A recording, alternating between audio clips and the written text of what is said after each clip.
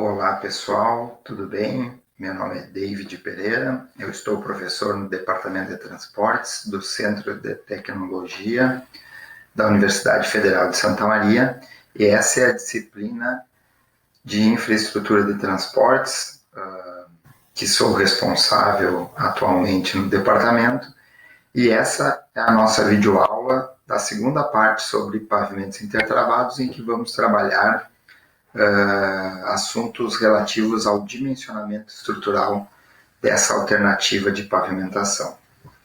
Bom, conforme é importante que a gente ressalte, vocês já tiveram a primeira parte dessas videoaulas em que nós conversamos sobre as noções básicas, gerais, dos pavimentos intertravados.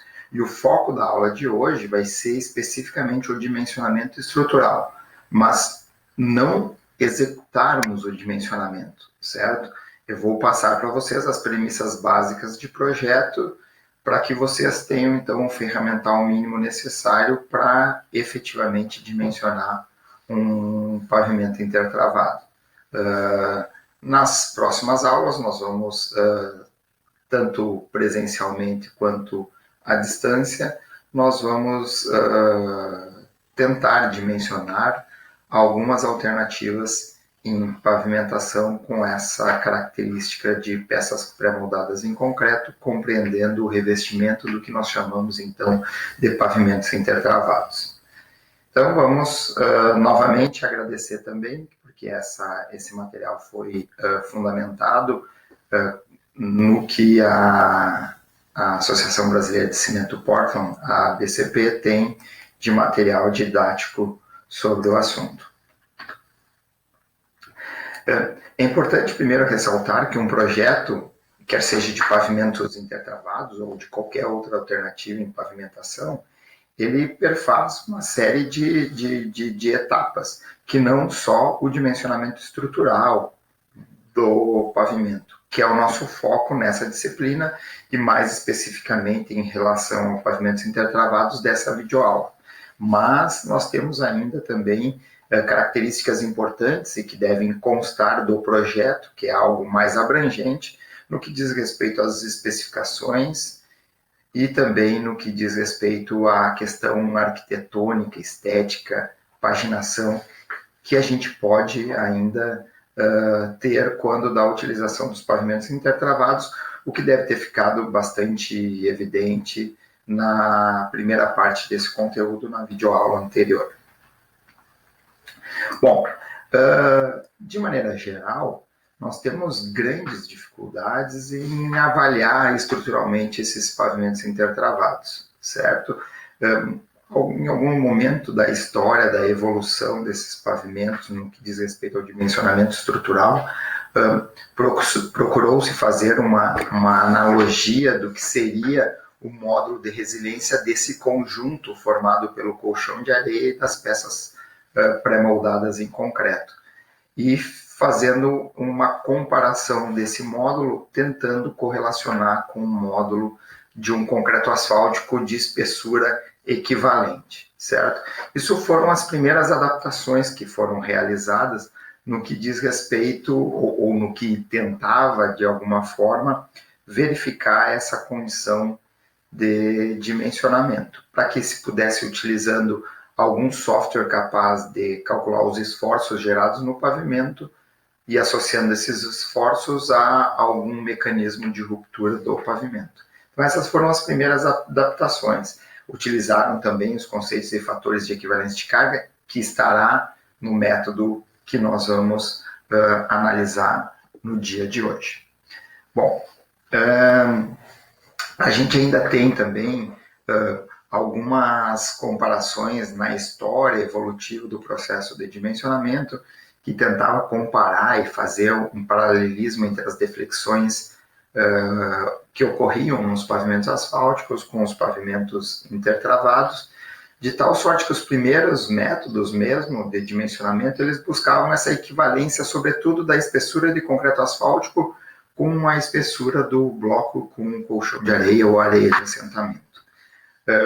Outras pesquisas também, sobretudo lá dos britânicos, eles tentavam procurar uma igualdade de tensões, né, abaixo da camada de concreto asfáltico, fazendo esse paralelismo, então, sempre com os pavimentos flexíveis. Que na prática, para baixo volume de tráfego, esse pavimento, o intertravado, por mais que ele apresente uma camada cimentada, né, que é em função da presença dos blocos, ele tem esse comportamento de distribuição dos esforços assemelhando-se aos pavimentos de comportamento flexível, uma vez que as tensões impostas pelo tráfego, elas são muito concentradas próximo do ponto de aplicação de carga, sem termos uma distribuição muito espalhada ou espraiada desse ponto, que é o caso quando nós temos, por exemplo, base, subbase cimentada ou pavimentos cujo revestimento é em concreto, em placas de concreto, em que o comportamento passa a ser, no primeiro caso exemplificado, semi-rígido, e no segundo, pavimento de comportamento rígido. Então eu até sugiro vocês que queiram entender um pouco mais desse processo, sobretudo da conceituação sobre o comportamento de pavimentos flexíveis, rígidos e semi-rígidos, que procurem pelo livro do professor Balbo, de 2007, de pavimentação, em que ele trata com bastante propriedade esse assunto. Então, a gente tem também a possibilidade de empregar os conceitos mecanicistas em pavimentos intertravados, assim como já é feito recorrentemente em pavimentos de concreto e em pavimentos asfálticos. Também há essa possibilidade em que a gente pode determinar, então, fazendo alguma analogia ou alguma suposição de módulo de resiliência dessa camada colchão-bloco, determinarmos quais são as tensões ou deformações verticais de compressão que ocorrem no topo do subleito ou nas camadas cimentadas, caso elas estejam presentes na base ou subbase dos blocos, dos pavimentos intertravados, mas não nos blocos, né? Os blocos não, a gente já viu na aula passada que os blocos, de maneira geral, eles estão submetidos, sobretudo, a esforços de compressão. E como a gente especifica uma tensão de compressão muito superior a que os blocos ficam sujeitos, a gente não precisa fazer nenhum tipo de análise complementar no que diz respeito à compressão que age sobre os blocos do pavimento intertravado, as peças pré-moldadas de concreto. Bom, algumas observações empíricas na Inglaterra, né, mostraram que raramente a gente tem ruptura por resistência do bloco. Quando ocorria geralmente porque tínhamos uma deficiência no colchão de areia, né, e uma base extremamente rígida ou um efeito de ponta do material granular que compunha essa base, que acabava gerando com o tráfego tensões eventualmente de tração nos blocos. Mas numa condição geral, a gente nunca teve esse tipo de problema, certo? Mas nós tínhamos também alguns, ou eles verificaram na Inglaterra, alguns problemas de ordem construtivas, assim, ou as juntas, né, muito espaçadas entre os blocos, ou pouco espaçadas, o que geravam alguns problemas construtivos que eram revertidos diretamente em termos de perda de desempenho dessas peças, tá? As juntas, se preenchidas ou não também com material inadequado, isso também geravam alguns problemas além do colchão de areia, né? Por vezes utilizavam materiais muito finos, né? Reduzindo muito a permeabilidade desse colchão de areia, o que gerava algumas pressões da própria água, né, a pressão neutra, reduzindo a resistência do conjunto, não a resistência do bloco, mas a resistência mecânica do pavimento como um todo. O que se fez também, muitas vezes, foi se verificando, a partir das bacias deflectométricas, qual era o caminhamento, qual era a forma com que, sobretudo o conjunto colchão de areia e bloco, qual era o reflexo disso em termos de módulo de resiliência, né?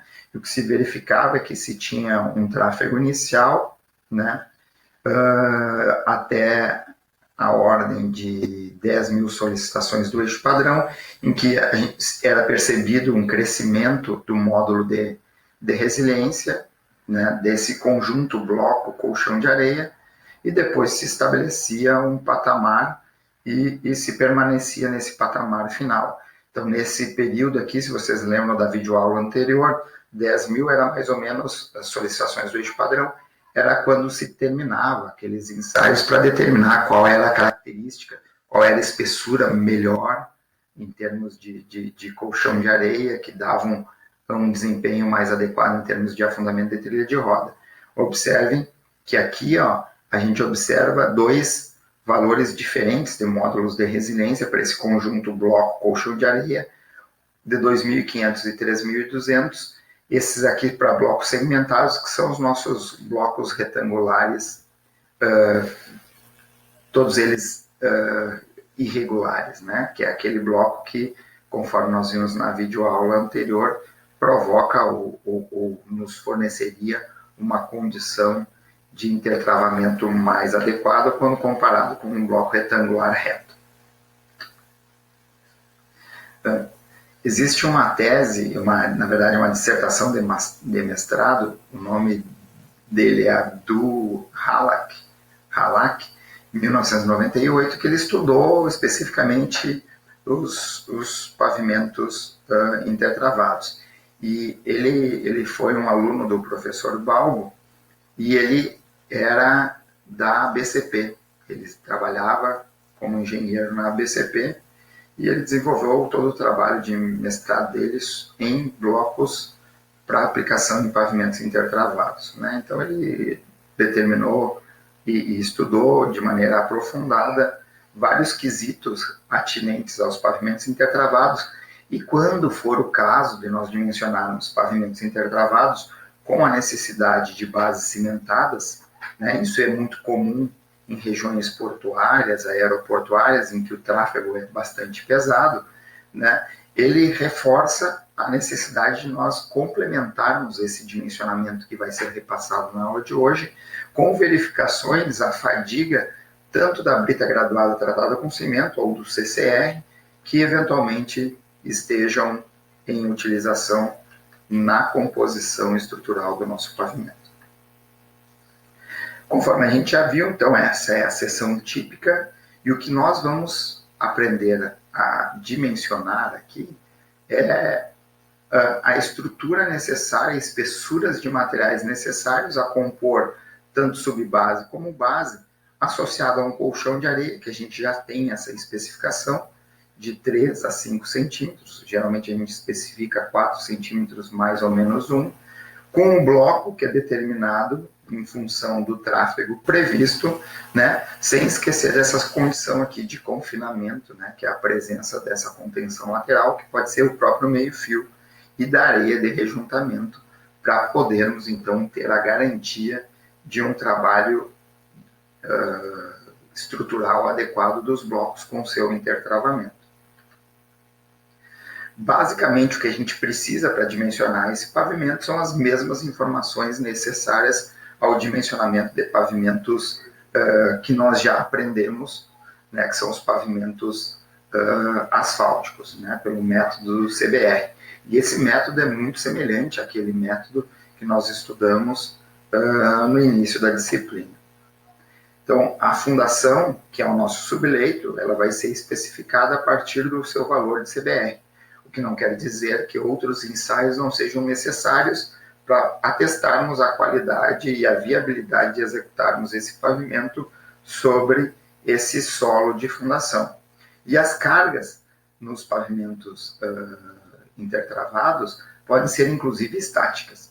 Nós vamos focar as cargas móveis, mas com magnitudes bastante diferentes. Assim, pode ser em ambiente portuário, por exemplo, ou num condomínio fechado, em que a gente tenha pouca movimentação de veículos de carga.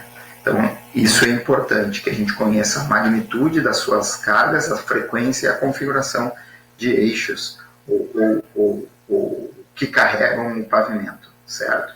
Então, o subleito, basicamente, o que a gente quer é o CBR dele, né, para fins de dimensionamento. e a gente ainda vai proteger esse subleito contra a ruptura por cisalhamento. Bem ao molde, né, bem parecido, semelhante ao que a gente viu para pavimentos asfálticos. Então, de maneira geral, o que a gente tem é a ação do carregamento sobre o sistema composto pela areia, pelo colchão de areia e pelos blocos. A gente, em função desse intertravamento, observem que as cargas são impostas às camadas abaixo do bloco, já pelo colchão de areia, de uma maneira bem mais aliviada do que ocorre lá em cima na carga, em função desse intertravamento que faz esse trabalho mecânico solidário entre as peças lindeiras, aquela que recebeu a ação direta do carregamento. E assim nós vamos tendo um espraiamento desse bulbo de tensões, fazendo com que a cada momento em que nós nos aprofundamos no pavimento, nós vamos ter uma área maior para distribuir aquela carga que foi gerada pelo rodado dos veículos, fazendo com que os esforços vão sendo atenuados à medida em que a gente se aprofunda no pavimento.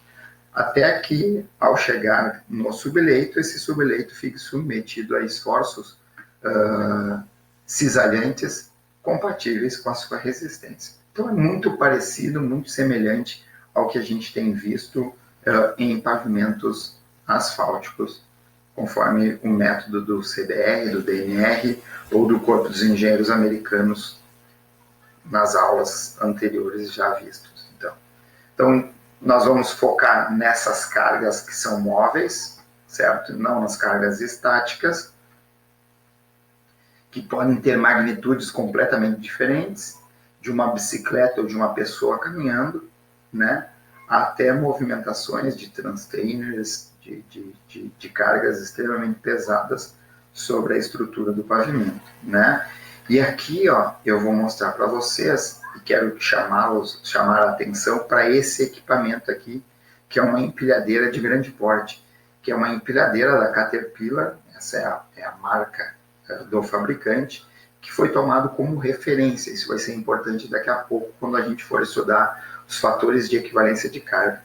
Conforme vocês podem ver, essa é uma empilhadeira com grande capacidade de transporte, com cargas absurdamente altas, capazes dela transportar, o que faz com que ela também, em função desses 4 rodados que compõem essa empilhadeira, transfira esforços extremamente elevados para o pavimento, que não podem ser comparáveis à magnitude dos esforços gerados pelo eixo padrão, o eixo simples de rodas duplas de 80 kN com 0,55 megapascal de pressão da inflação dos pneus. Então nós vamos ter que, em algum momento, ao trabalhar com pavimentos intertravados, nós teremos que separar, caso a gente tenha volumes consideráveis desses equipamentos de grande porte, nós vamos ter que trabalhar de maneira distinta em relação ao tráfego, mas seguindo a mesma sistemática que vocês já aprenderam quando nós estudamos o tráfego nessa disciplina. Então aqui a gente tem um transtainer, aqui a gente tem um equipamento sobre esteira, essas configurações de cargas, né, e de eixos são completamente diferentes e devem ser levadas em consideração quando do dimensionamento estrutural do pavimento. A gente tem alguns itens, alguns métodos que fazem esse dimensionamento estrutural, e aqui no Brasil a BCP, que é a PCA americana, a Portland Cement Association, a BCP, Associação Brasileira de Cimento Portland, ela preconiza a utilização desse método da PCA, que vai ser o foco dessa aula de hoje. Então, quando a gente entra no detalhe específico desse método de dimensionamento da PCA 1984, nós precisamos compreender que, primeiro, esse método ele foi montado, desenvolvido para veículos de linha, que são os veículos comerciais convencionais, aqueles que trafegam numa rodovia sem maiores problemas, mas também para veículos especiais, que são esses veículos que operam numa região portuária, sobretudo, portuária, certo? E isso é importante, então nós vamos ver como considerar esses dois casos. O principal parâmetro relativo ao subleito é o valor de CBR dele, né?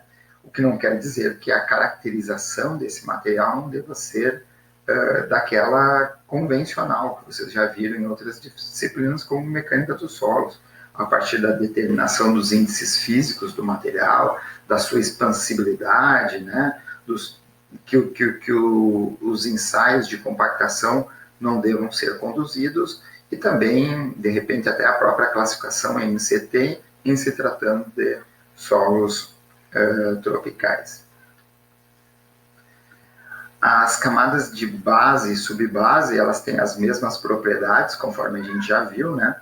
Elas estão colocadas entre a camada de rolamento, que é composta pelo binário, né? pelo conjunto, entre o colchão de areia e o bloco, né? E o próprio subleito. Então, a gente pode ter materiais granulares compondo essa camada de base e subbase, quando necessário. Não há necessidade de nós termos sempre subbase. Eu posso ter um pavimento intertravado apenas com base, isso vai depender do conjunto, né, de dados que a gente tem relativos ao tráfego e a capacidade portante do nosso subleito, estimada em função do seu CDR. A gente também pode ter a utilização, então, de camadas cimentadas, como BGTC, CCR, solo-cimento, entre outros. Tá? Como nós vamos determinar uma espessura única relativa a material granular, como se fosse aquele HM que nós tínhamos lá no método do CDR, só que nesse caso aqui, nós vamos determinar uma espessura em função da condição de tráfego e também da condição do subleito, do nosso M previsto para projeto e do CBR do subleito. Só que essa espessura que nós vamos determinar é uma espessura que não engloba o conjunto colchão de areia e a peça pré-moldada de concreto. Ele engloba apenas as camadas de base e subbase que eventualmente sejam necessárias colocar na estrutura do pavimento. O revestimento em peças pré-moldadas de concreto vai ser dado sua espessura em função do N, conforme nós já vimos também na aula passada.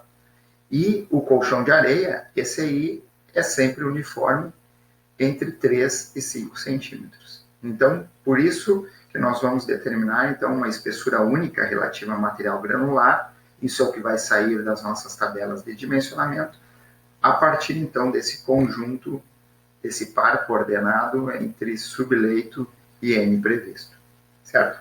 Nós vamos precisar então, caso nós tenhamos o desejo de modificar os materiais e não usar apenas material granular entre a camada de subleito e o colchão de areia, então nós vamos precisar daqueles coeficientes estruturais que nós já estudamos.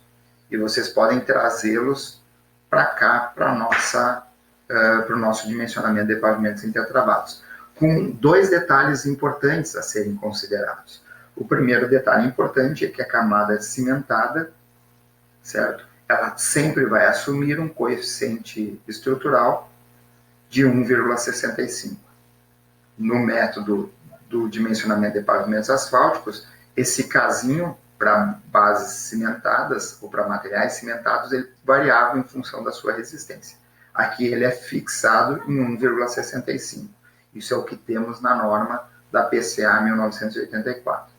E um outro detalhe é que cada base com camada granular é 1, assim como a gente tinha antes no método de dimensionamento de pavimentos flexíveis. Só que aqui, cada subbase granular também tem o mesmo coeficiente estrutural. E esse coeficiente estrutural também é unitário, assim como o material de base. Então, nesse caso, se nós estivermos usando uma brita graduada simples como subbase e uma brita graduada simples como base, nessas 2 camadas, o coeficiente estrutural será igual a 1. Diferente do que a gente tinha, observem, diferente do que nós tínhamos quando nós trabalhávamos, ou quando nós estávamos trabalhando com pavimentos asfálticos pelo método CBR, em que o coeficiente estrutural do material granular utilizado como subbase tinha um valor igual a 0,77. Esse não é o valor que nós temos que adotar aqui. O valor a ser adotado aqui para material granular empregado como subbase é unitário, é 1, assim como esse mesmo material assumirá esse mesmo valor unitário quando empregado como base de pavimentos intertravados. Bom, agora nós chegamos no tráfego. E como nós temos no tráfego uma condição que pode ser muito distinta, né? Vamos imaginar a operação num porto. Eu posso ter alguma região, ou a mesma região do porto, sendo operado por caminhões, eventualmente ônibus, mas também por guindastes, por empilhadeiras de grande porte. E a magnitude de cargas transferidas para o pavimento, elas são completamente diferentes quando a gente relaciona, por exemplo, o destrutivo de um veículo comercial de linha, um ônibus ou um caminhão, com aqueles transtainers ou aquelas empilhadeiras de grande porte. Por isso, há a necessidade de nós dividirmos o tráfego em 2 grupos. O primeiro grupo, são os veículos, então, do tráfego do primeiro grupo, nós vamos fazer uma comparação direta do potencial destrutivo desses eixos que constituem esses veículos, ou dos próprios veículos de pequeno porte, com o eixo padrão, que é esse eixo simples de rodas duplas que vocês observam na figura, com 80 kN de carga no eixo e uma pressão de inflação dos pneus de 0,55 MPa, certo? Para isso, nós vamos usar, então, a associação do N em função do que seria a operação equivalente de um eixo padrão para os veículos do primeiro grupo. Tá? No entanto, numa região portuária, eu posso ter a operação de guindastes, de empilhadeiras de grande porte e de transportadores de container, dos transtainers. E nessa condição, conforme nós já tínhamos, conforme eu já havia me antecipado, nós vamos tentar comparar o potencial destrutivo desses equipamentos de grande porte à operação equivalente de uma Caterpillar 988B, que é esse equipamento que vocês estão vendo. Ele é extremamente robusto, ele opera com cargas bastante vultuosas e transfere cargas bastante pesadas para a estrutura do pavimento. Então, a comparação de uma operação desse veículo aqui, ela é absurdamente maior na comparação à operação de um eixo simples de rodas duplas com 80 kN. Então, é uma ordem de grandeza completamente diferente, o que no final da aula de hoje eu vou tentar mostrar para vocês. Então, a gente não pode comparar as duas condições de primeiro e segundo grupo com o eixo padrão. Então, os veículos do primeiro grupo nós comparamos com o eixo padrão e os do segundo grupo ao nosso equipamento padrão de grande porte, que seria então a Caterpillar 988B. Uma vez que a gente determina, que a gente precisa determinar esse número N, é óbvio que eu preciso ter uma estimativa de fluxo desses veículos, tanto do primeiro grupo quanto do segundo grupo, certo? E uma vez que a gente já avaliou esse tráfego, nos mesmos moldes que nós avaliamos o tráfego, quando estudamos o tráfego, né, de uma rodovia para pavimentos asfálticos, por exemplo, é a mesma formatação e análise que deve ser conduzida para essa condição, certo? É necessário, então, para que a gente faça essa comparação, que nós venhamos a utilizar os fatores de equivalência de carga. Então, aqui nós temos um caso importante a ser salientado. Nós vamos usar os fatores de equivalência de carga para veículos do primeiro grupo, conforme nós temos apresentado nessa tabela e na próxima que eu vou apresentar para vocês. Então, nós temos tabelado, não há uma fórmula, tabelado as cargas por eixo, os tipos de eixos e seus fatores de equivalência de carga. Então, por exemplo, se eu tenho um eixo simples de rodas duplas ou um eixo simples de rodas simples, eles devem ser sempre tomados nessa primeira coluna aqui, né, de fatores de equivalência de carga. Então, se eu tenho um eixo de 10 toneladas, o eixo simples de rodas duplas, o fator de equivalência de carga que o método leva em consideração é 3,2. É esse 3,2 que eu devo adotar. Se for um eixo tandem duplo com a carga máxima legal, 17 toneladas, está aqui ele, 5,6 é o fator de equivalência de carga. E o conceito do fator de equivalência de carga continua sendo o mesmo, né? Dizer que o fator de equivalência de carga do eixo tandem duplo de 17 toneladas é 5,6, significa dizer que uma única operação desse eixo tandem duplo, com 17 toneladas forças, degrada o pavimento equivalente, operacionalmente falando, a 5,6 operações do eixo padrão, certo? E aqui a gente tem o mesmo mecanismo de ruptura associado, que é cisalhamento da camada de subleito, certo? Ou deformação excessiva por cisalhamento dessa camada. Um outro aspecto importante, o que acontece se nós tivermos eixos simples com cargas superiores a 14 polegadas? Bom, se eu tiver eixo simples com carga superior a 14 polegadas, ou eixo tandem duplo com carga superior a 21, desculpa, não é 14 polegadas, 14 toneladas força, ou eixo tandem duplo com cargas superiores a 21 toneladas força, eu preciso obrigatoriamente pegar as fórmulas que vocês já viram por o corpo dos engenheiros americanos, por o FEC do corpo dos engenheiros americanos, e usá-la nessas condições. A mesma coisa deve ser colocada em prática em relação aos eixos tandem triplos, que a gente não tem tabelado. Até porque esse é um método americano e os americanos usam raramente os eixos tandem triplo. Tandem triplo eles usam raramente. E o que acontece se eu tiver uma carga, por exemplo, de 9 toneladas para o eixo simples de rodas duplas? Eu vou ter que pegar e fazer uma interpolação linear entre esses dois valores. Para 8 toneladas é 1, para 10 toneladas é 3,2, vou interpolar 9 para ver qual é o valor que eu tenho, que vai ficar nesse valor intermediário, no caso específico hipotético, 9 é o valor médio entre eles. Mas eu tenho que fazer uma interpolação linear. Por exemplo, se eu tiver entre 10 e 14 toneladas, e eu quiser saber 13 toneladas, vou ter que fazer a interpolação linear entre 22 e 3,2. Correto? Então é importante que vocês não esqueçam esse detalhe na hora de conduzir o dimensionamento estrutural dos pavimentos intertravados pelo método da PCA 84. Aqui, nesse outro, também temos os fatores de equivalência de cargas dos veículos do primeiro grupo.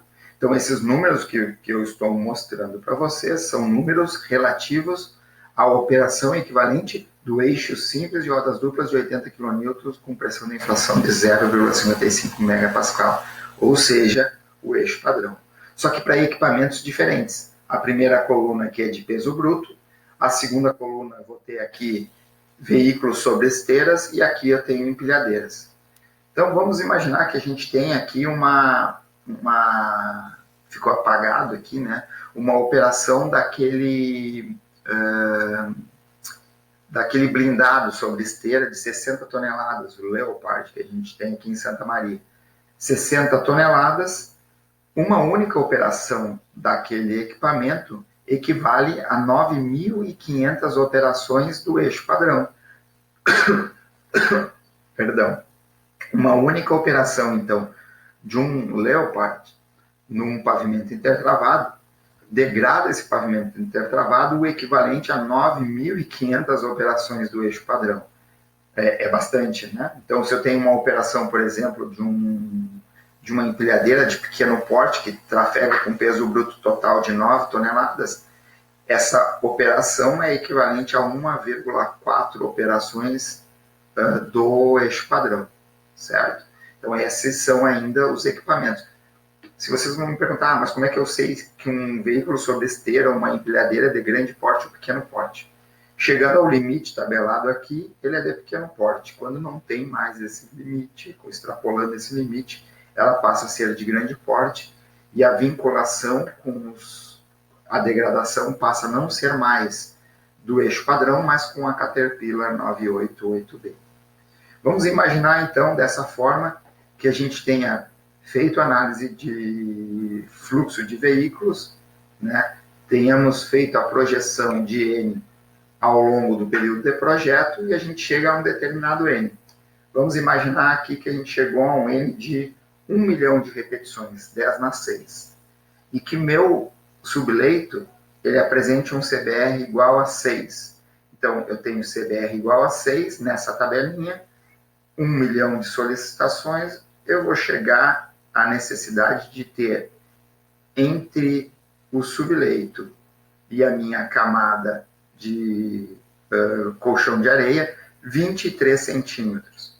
23 centímetros de quê? De material granular, que vão constituir, eventualmente, a minha base mais a subbase, certo? A espessura mínima, conforme vocês podem verificar aqui, é 15 centímetros, certo?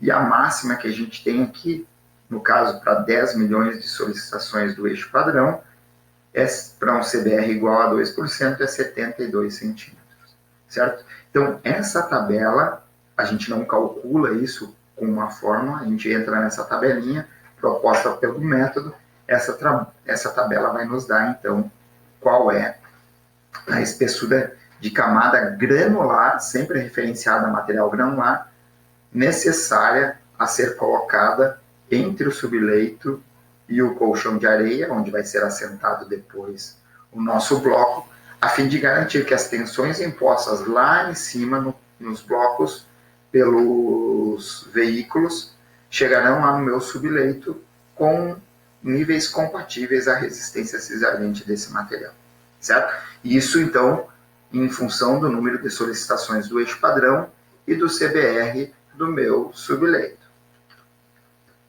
Bom, e em relação aos blocos, conforme a gente já havia visto na aula anterior, nós temos a recomendação de 60 milímetros de espessura de bloco para tráfego leve, 80 milímetros para tráfego de veículos comerciais, né? E tráfego leve eu quis dizer antes, tráfego de veículos de passeio ou simplesmente pedestres. 80 milímetros para tráfego de veículos comerciais ou outros veículos, mas que tenham uma condição limite de N até 1,5 vezes 10 na 6. Acima de 1,5 vezes 10 na 6, o tráfego do nosso N, nós vamos ter que adotar entre 10 e 12 centímetros, entre 100 e 120 milímetros, a espessura dos blocos intertravados de concreto dessas peças. Bom, no entanto, se eu tiver a ação de veículos de porte maior, como é o caso de um porto, por exemplo, então eu tenho aqui já tabelado os fatores de equivalência de carga para esses veículos do segundo grupo. E esses veículos do segundo grupo, eles são formados por empilhadeiras de grande porte, olha só, que tem capacidade, como a própria Caterpillar, de trafegar com peso bruto de 75 toneladas, olha só, eu tenho uma Taylor 66 com capacidade de transporte de empilhadeira, né, de 96 toneladas força, então uma magnitude de carga completamente diferente daquela que a gente tinha, e essas 96 toneladas estão distribuídas em 6 rodas. Então, nós temos 22 toneladas por roda. 22 toneladas por roda é quase como se fosse a imposição de tensões sobre o pavimento equiparáveis a de uma fundação de um prédio, ou de um prédio de pequeno porte, ou de uma casa, né? Os transportadores de container, observem, tem aqui, ó, tem a peso bruto total de 102 toneladas e guindastes de elevado porte também, até 125 toneladas força. Então, a gente tem nessa última coluna aqui, para cada um desses equipamentos especiais, qual é o fator de equivalência relativo à operação da Caterpillar 988B. Então, por exemplo, se eu pegar uma ferrante, que é um transportador de container, que tem peso bruto de 102 toneladas forças, isso distribuído em 4 rodas, certo? Ele vai me gerar um esforço na estrutura do pavimento, de tal sorte que a equivalência operacional dessa ferrante com a Caterpillar é de 0,6. Agora, se eu pegar, por exemplo, uma Taylor 66 de 96 toneladas, eu tenho um fator de equivalência de carga de 1,76.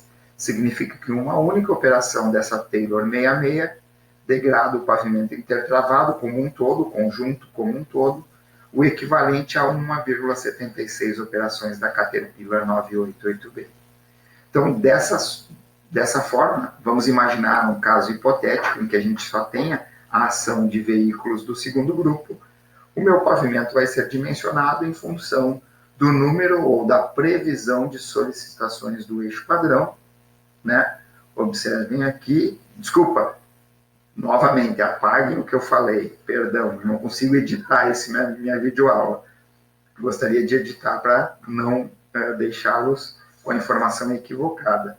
Então, novamente, essa tabela, no caso de nós termos exclusivamente a solicitação de veículos do segundo grupo, veículos de grande porte, então, em função do número de solicitações da Caterpillar 988B, vamos imaginar aqui um número de operação da Caterpillar 988B de 80 mil operações ao longo do período de projeto da Caterpillar 988B.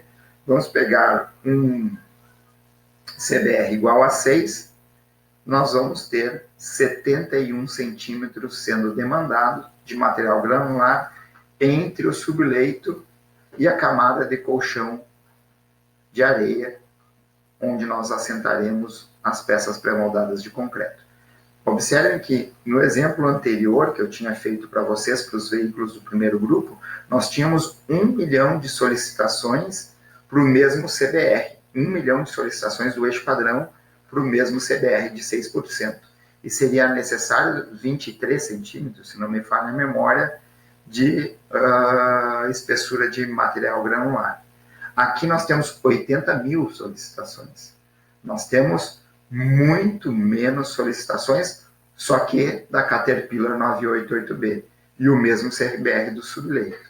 E nós temos a necessidade de 71 centímetros de espessura de material granular. Só para que vocês tenham uma sensibilidade do quão diferentes são as magnitudes das cargas impostas ao pavimento pelo eixo padrão em relação à Caterpillar 988B. São magnitudes completamente diferentes. Aqui quase a gente tem que trabalhar com fundações, porque as tensões são extremamente elevadas. Enquanto no primeiro caso, de eixos rodoviários, nós temos condições muito mais leves, digamos assim, né, na comparação, obviamente, do que desses veículos de grande porte. E nos encaminhando para o final, assim, é importante salientar que, por vezes, nós temos um tráfego misto, que é composto por veículos do primeiro grupo e veículos do segundo grupo. E quando isso ocorre, geralmente, numa região portuária mais específica lá, nós precisamos, então, transformar as solicitações do eixo padrão, o N para o eixo padrão, o N do primeiro grupo, em o que seria N do segundo grupo, certo? E para a gente fazer isso, a gente usa essa tabelinha aqui, que tem na primeira coluna o número de eixos, o número de solicitações do eixo padrão. Então, vamos pegar aquele exemplo lá de 1.000 solicitações do eixo padrão, de 1 milhão, desculpa, de solicitações do eixo padrão, né? Em função do CBR de subleito, vamos pegar o mesmo CBR, 6%. Olha só, 1 milhão de solicitações do eixo padrão gerariam uma equivalência operacional a 58 operações da Caterpillar 988B. Então, se eu tivesse 1 milhão de solicitações previstas nesse trecho, para o eixo padrão, eu deveria acrescer no N do segundo grupo 58 operações da Caterpillar 988B, no caso de nós termos CBR igual a 6%. Então, imagine, olha a diferença, a magnitude que nós temos. 1 milhão de solicitações do eixo padrão provocam a mesma degradação no pavimento intertravado que 58 operações da Caterpillar 988D. Só para vocês terem uma noção da monta, né, dessas reforçando, estou sendo repetitivo, mas é para reforçar a importância e o reflexo que nós temos dessas ações, dessas duas magnitudes de ações de carregamento sobre a estrutura do pavimento. Bom,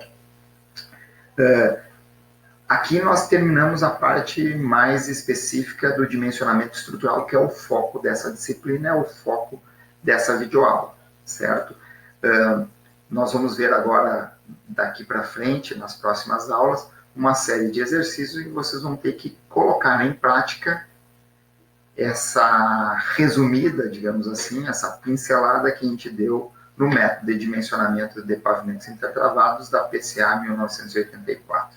Então, o que vocês vão ter que fazer é colocar em prática, talvez assumindo algumas premissas que toda vez o projetista precise assumir, para chegar ao dimensionamento estrutural dessas camadas, correto? Mas é importante ressaltar que só o projeto estrutural ainda não compõe o projeto, no caso específico que nós estamos trabalhando, de pavimentos intertravados. A gente ainda precisaria especificar e dar alguns detalhes sobre o projeto arquitetônico, uma vez que os pavimentos intertravados permitem eles nos faculta essa possibilidade de trabalharmos, inclusive, com paginação dessas peças.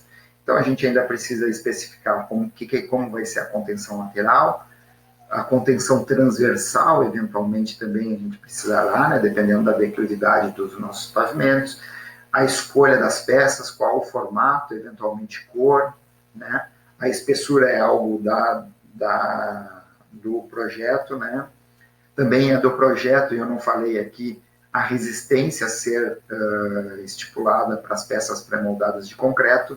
Então, se nós tivermos a ação desses veículos do segundo grupo, fatalmente nós temos que especificar resistências superiores a 50 megapascal. Se nós temos só veículos do primeiro grupo, nós vamos especificar a resistência do bloco de 35 megapascal.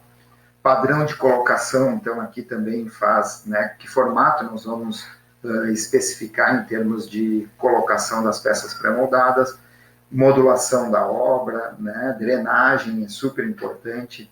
Nós não vamos ter desempenho adequado de qualquer tipo de pavimento se o sistema de drenagem não for adequado, as especificações dos materiais, inclusive das camadas constituintes do pavimento e não só a camada de colchão de areia, areia de rejuntamento e os próprios blocos, mas a base, subbase, tudo isso precisa ser bem especificado, né? Juntas de encontro, porque a gente tem algumas transições que a gente precisa trabalhar melhor essas condições, de tal sorte que a gente tem, então, um detalhamento arquitetônico, mostrando aí como que vai ficar tudo isso ao longo do tempo, durante o processo de execução, para que a gente tenha respostas interessantes como essas que vocês estão verificando nessas ilustrações que eu trago por fim aqui para vocês. Então, um exemplo lá de Jundiaí, é todo um projeto bastante complexo, né, em termos de, inclusive, paginação, né, determinando passagens ou faixas de pedestres. Então, a gente tem aí uma infinidade de detalhes que podem ser colocados a fim de que a gente consiga, então, ter uma estrutura de pavimento, mas que também tenhamos nessa pavimentação todos os ganhos que a utilização dos pavimentos intertravados nos facultam, nos possibilitam.